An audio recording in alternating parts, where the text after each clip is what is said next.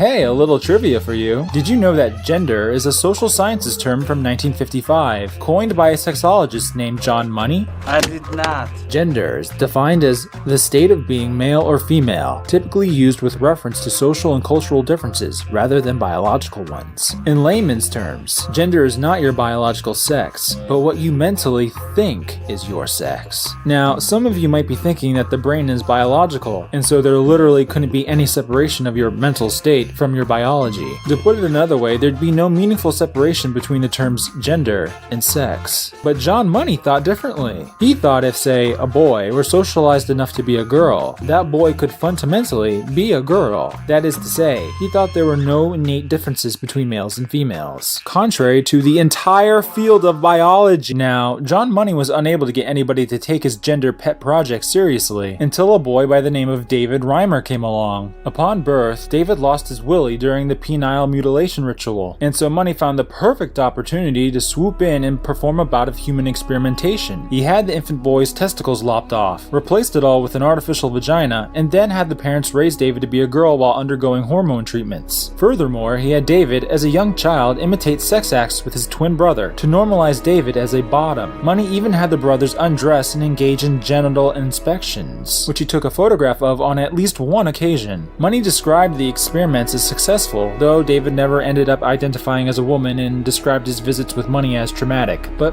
whatever, close enough. Except that in adulthood, David's brother killed himself by ODing on antidepressants, and David later shot himself in the head with a sawed-off shotgun. You're always going to see people that are going to say, well, the Dave Reimer case could have been successful. I'm living proof, and if you're not going to take my word as gospel, because I have lived through it, who else are you going to listen to? Who else is there? I've lived through it.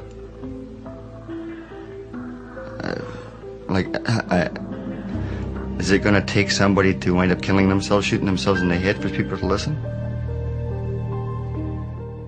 To this day, there isn't a single shred of evidence supporting the existence of gender, in humans or the rest of the animal kingdom for that matter. So remember kids, when you use the term gender, you're using the unproven terminology of a mad scientist who happily committed human experimentation, tortured a pair of twin boys, and drove them both to suicide, and got away with it.